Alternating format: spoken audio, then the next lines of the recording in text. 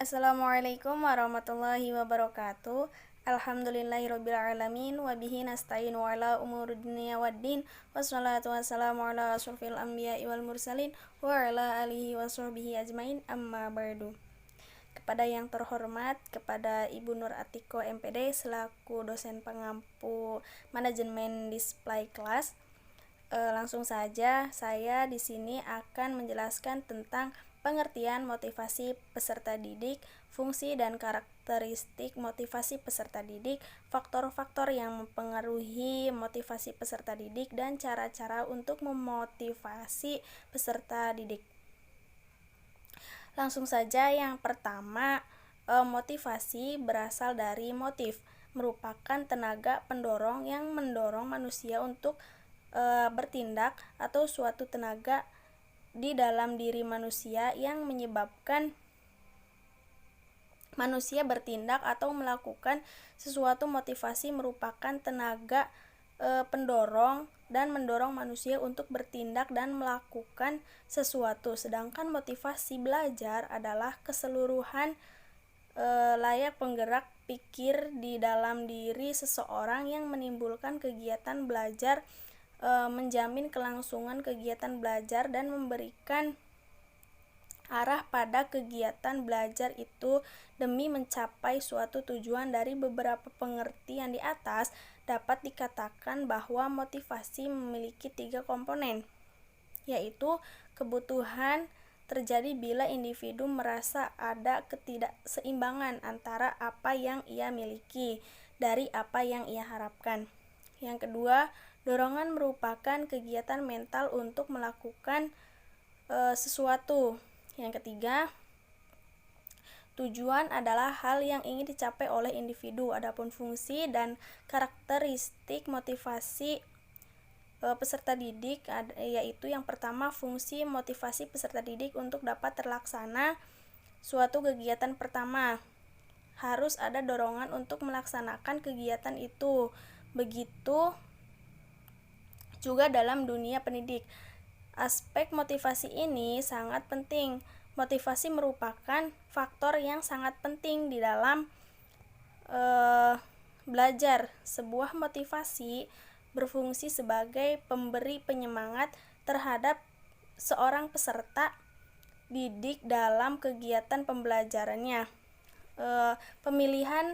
Pemilih dari tipe-tipe kegiatan di mana seseorang berkeinginan untuk melakukannya, memberi petunjuk kepada tingkah laku. Adapun karakter motivasi belajar peserta didik adalah menurut Haji Jali, yaitu menyukai situasi atau tugas yang menuntut tanggung jawab pribadi, memilih tujuan yang realistis, mencari situasi atau pekerjaan di mana ia memperoleh umpan batu dengan segera dan nyata untuk menumbuhkan baik atau tidaknya hasil atau pekerjaannya.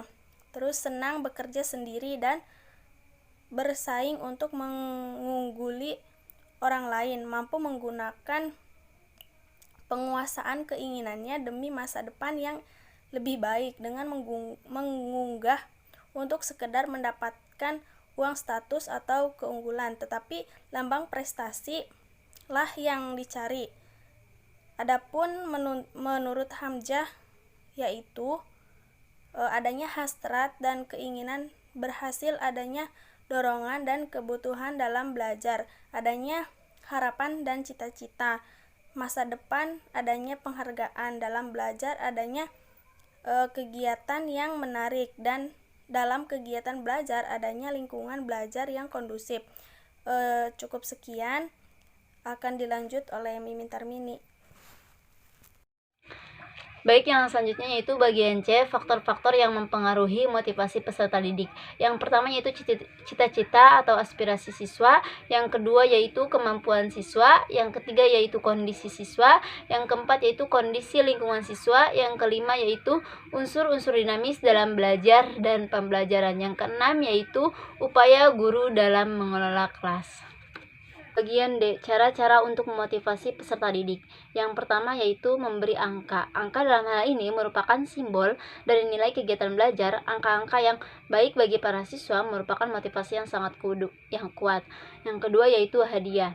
Hadiah dapat sebagai motivasi, tapi tidak selalu demikian, karena hadiah untuk sebuah pekerjaan mungkin tidak akan menarik bagi seorang yang tidak senang dan tidak terikat untuk pekerjaan tersebut. Yang ketiga yaitu saingan kompetensi.